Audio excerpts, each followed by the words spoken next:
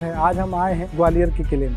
ये देखिए, यहाँ पर पुराने ज़माने में जो बातचीत होती थी, यहाँ से बात होती थी। ये पुराने ज़माने का फ़ोन है।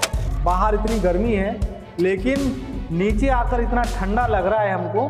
तो आप देख सकते हैं कि उस समय पे किस टेक्नोलॉजी से पूरे भवन का निर्माण किया गया है। ये देखिए वो जगह है जहाँ पर जब रानियाँ नीचे रहती थी तो कोई भी आक्रांता यहाँ पर आ जाता था तो जो उनकी सेविकाएं होती थी वो तेल वगैरह फेंक दिया करती थी, जिससे कि आक्रांता आगे ना बढ़ पाए। जो विदेशी आक्रांता आते थे उनका केवल धन लूटने का कोई मानस नहीं रहता था, एक धार्मिक उद्देश्य भी उसके पीछे था। झरोखे का जो निर्माण करना शुरू किया है वह मुगलों ने शुरू किया, लेकिन ये सारा झूठ है। ये देखिए मानसिंह जी के द्वारा बनाया हुआ यह महल, जिसमें हवा के लिए देखिए किस तरह से झरोखे बनाए गए हैं। जब यहाँ पर बाबर आया था तो इस किले की तारीफ में वो ये कहता है कि जितने भी भारत में किले हैं उसमें सबसे सुंदर किला यह ग्वालियर का किला है। 600-700 वर्ष पुराना पानी इस वातावरण को ठंडा रखने के लिए टेक्नोलॉजी है। यहीं पर रानियों का जौहर भी हुआ है जब आक्रांताओं ने यहाँ पर हमला कर दिया था। प्रणाम मित्रों, डिफेंस ऑफ हिंदू के आज के एपिसोड में आप सभी का स्वागत है। आज हम आए हैं ग्वालियर के किले में और मेरे पीछे आप देख रहे हैं यह मानसिंह भवन है। यह राजा मानसिंह के द्वारा बनवाया गया है और कहा जाता है कि यह भारत का सबसे इंजीनियरिंग की दृष्टि से और स्थापत्य कला की दृष्टि से भारत का सबसे उत्तम किला है। ये जो कलर्स हैं ये उसी समय के नेचुरल कलर्स हैं और जो फूल पत्तियाँ और कांच को मिलके बनाए गए हैं।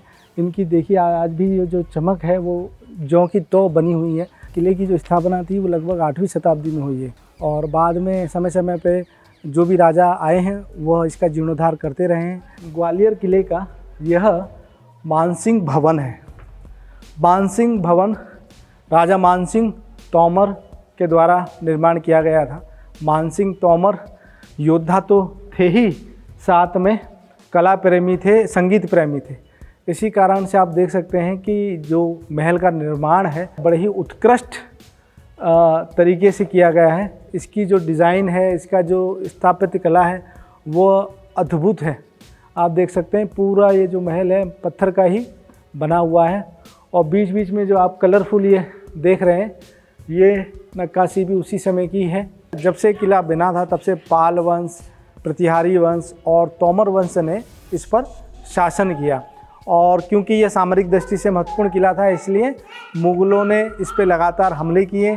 गजनवी से लगाकर औरंगजेब तक इस किले पर उनका हमला होता रहा है। लेकिन जब हिंदुओं का स्वशासन आया, मराठा साम्राज्य स्थापित हुआ, तब यह किला मराठाओं के अधीन रहा है।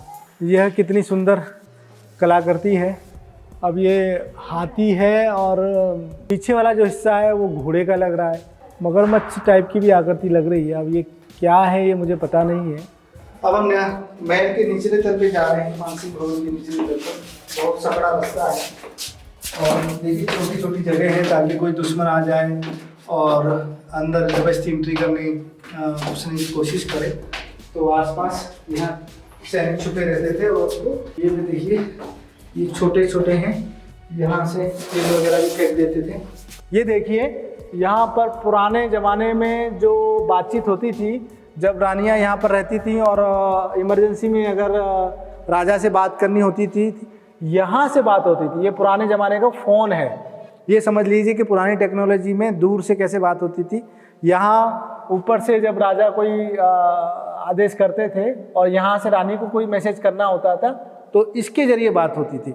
और ये बाद में बंद कर दिया गया निचला, क्योंकि एक गहरा कुंड था यहाँ पर, सुरक्षा की दृष्टि से बाद में इसको बंद कर दिया गया।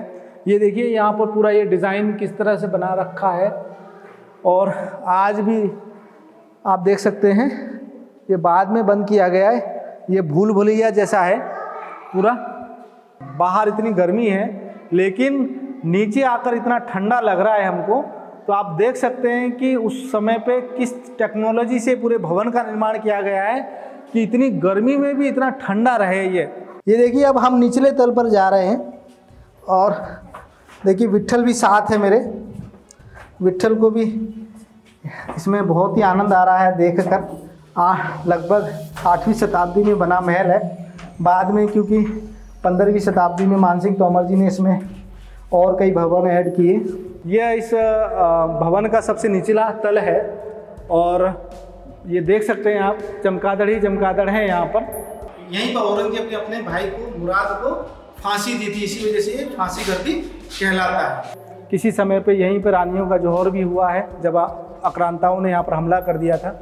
और देख सकते हैं किस तरह की यह भवन है। यह सुरक्षा की दृष्टि से ऐसे कॉम्प्लिकेटेड स्ट्रक्चर बनाए जाते थे क्योंकि जब भी आक्रांता हमला कर दें तो आप जानते ही हैं कि जो ये तुर्क से आए हुए आक्रांता, मुग़ल और ये जितने भी आते थे बाहर से, यह ज़्यादातर महिलाओं के प्रति बहुत ही अत्याचार करते थे महिलाओं पर। यहाँ पर देख लेते हैं, यहाँ भी चमगादड़ की आवाज़ आ रही है। ये भी भूल भुलैया सा ही है। अलग अलग कक्ष बनवाए गए हैं रानियों के लिए। देखिए ये झरोका है, पूरा शहर का नज़ारा यहाँ से नज़र आ रहा है। बताइए कितना सुंदर ये व्यू है। इस झरोके से आप पूरा शहर देख सकते हैं। तो उस समय जो रानियाँ यहाँ पर स्नान करने के बाद में पूरे यहाँ से व्यू ले सकती थी या पूरा शहर आप यहाँ से देख सकते हैं। बहुत ही सुंदर है ये। देखिए ये रहा वो एरिया, यहाँ से पूरा दिखाई दे रहा है आपको। यहीं पे हम लोग गए थे अभी। नीचे बहुत कुंड है लेकिन उसको अब बंद कर दिया गया है कुंड को। ऐसा लगता है कि कुछ कड़ियाँ लगा रखी हैं। अब ये किस वजह से कड़ियाँ लगाई होंगी कुछ आइडिया नहीं लग रहा है। हो सकता है झूले के लिए लगाई हो। ये रानियों का हो सकता है झूला लगाया हो यहाँ पे। ये देखिए वो जगह है जहाँ पर जब रानियाँ नीचे रहती थी तो कोई भी आक्रांता यहाँ पर आ जाता था तो जो उनकी सेविकाएं होती थी वो तेल वगैरह फेंक दिया करती थी जिससे कि आक्रांता आगे ना बढ़ पाए। इधर भी देखिए ये पूरा भूल भुलैया है, पूरा भूल भुलैया है, अगर इसको भूल भुलैया कहा जाए, क्योंकि लाइटिंग कम है। आप कैमरे में देख पा रहे होंगे, इस वजह से ठीक से व्यू नहीं हो पा रहा है, लेकिन फिर भी हम कोशिश कर रहे हैं। गाइड देखिए हमने इसलिए नहीं लिया है, कई वीडियो में हमने देखा है कि हमारे पास जितनी भी जानकारी है हम इसको एक हिंदू दृष्टि से आपको बताने का प्रयास कर रहे हैं। इसलिए हमने सोचा कि इसको एक अलग तरीके से आपके सामने रखा जाए। तानसेन जी जो गायन करते थे उसके पीछे मानसिंह जी का ही एक तरह का प्रभाव था। मानसिंह जी खुद ध्रुपद शैली के जो संगीतकार थे और बहुत ही कला प्रेमी थे। अब हम वापस बाहर आ गए हैं।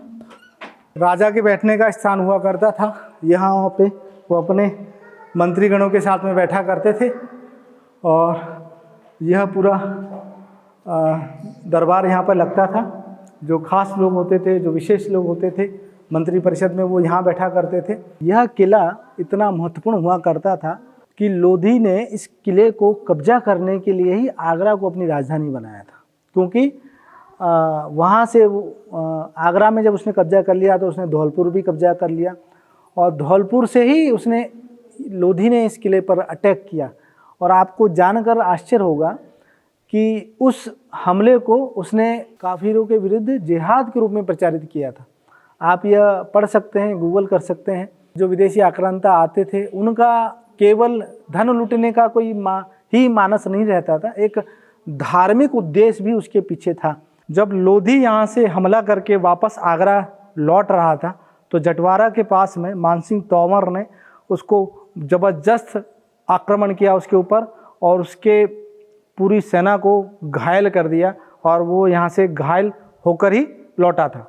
ये जो आप देख रहे हैं आसमानी और पीले कलर की जो कलर यहाँ पे देख रहे हैं, देखने में तो ऐसा लगता है कि ये हाल फिलहाल का ही है, लेकिन यह 500-600 वर्ष पुराना ही है। और इसको उस समय फूल पत्ती जो नेचुरल तरीके से जो कलर बनाने का जो तरीका था, फूल पत्ती और कांच को मिलाकर यह कलर्स बनाए गए हैं और यहाँ पर पेंट किया गया है। बहुत सारे लोग ये कहते हैं कि झरोखे का जो निर्माण करना शुरू किया है वह मुग़लों ने शुरू किया, लेकिन ये सारा झूठ है। ये देखिए मानसिंह जी के द्वारा बनाया हुआ यह महल, जिसमें हवा के लिए देखिए किस तरह से झरोखे बनाए गए हैं, किस तरह से खिड़कियां बनाई गई हैं। ये तो ये कहना कि झरोके और खिड़कियाँ भी मुग़ल लेके आए थे, ये बड़ा ही हास्यास्पद है। जब यहाँ पर बाबर आया था तो इस किले की तारीफ में वो ये कहता है कि जितने भी भारत में किले हैं उसमें सबसे सुंदर किला यह ग्वालियर का किला है। हिंदू मंदिरों में भी ये यल्ली का आर्किटेक्ट पाया जाता है, यल्ली है। बहुत सारे मैंने देखा है इसमें ये कहते हैं कि ये कोई ड्रैगन और ये सब कुछ है, ड्रैगन नहीं है, ये यल्ली है। सही है, तो आप गूगल कर सकते हैं कि हमारे सनातन संस्कृति में यल्ली का क्या महत्व है। तो इसको यल्ली ड्रैगन ना माने, यह यल्ली है। ये देखिए जो आप महल के ऊपर जो गुम्बद देख रहे हैं, ये इन सभी गुम्बदों पर कभी सोने की परत चढ़ी थी, लेकिन आक्रांताओं ने वो सारा सोना लूट लिया। देखिए यह पूरे भवन में है, ऐसा लगता है कि ये पूरे भवन के अंदर यहाँ पर दीपक रखने का स्थान रहा होगा। यह देखिए यह ऐसा प्रतीत होता है कि ये झूमर लगाने का स्थान रहा होगा। आप कितनी भी लाइटें लगा लो, आप कितनी भी चमक पैदा कर लो, लेकिन इस स्थापत्य कला के आगे वो सब कुछ फीका है। देखिए उस समय भी, क्योंकि ये ऊपर का तल है और यहाँ पे गर्मी लगती होगी राजा महाराजाओं को, तो उसको गर्मी को कम करने के लिए यह नेचुरल कूलिंग सिस्टम भी है। और यहाँ पर पानी भरकर उसमें केसर डाला जाता था। जब हवा आती थी तो सुगंध के साथ वो पूरा वातावरण को सुगंधित कर दिया करती थी। एक जो कूलर टाइप का इधर भी है, यह 600-700 वर्ष पुराना पानी इस वातावरण को ठंडा रखने के लिए टेक्नोलॉजी है। कितना उत्कृष्ट ये स्थापत्य कला है, इसका जो साइज है, किस तरीके से ये राउंड उस समय किया जाता होगा। ग्वालियर किले की मानसिक भवन की वीडियो में आज बस इतना ही। फिर से मिलेंगे एक नई वीडियो में जिसमें चर्चा करेंगे भारतीय सनातन संस्कृति की। तब तक के लिए नमस्कार, प्रणाम।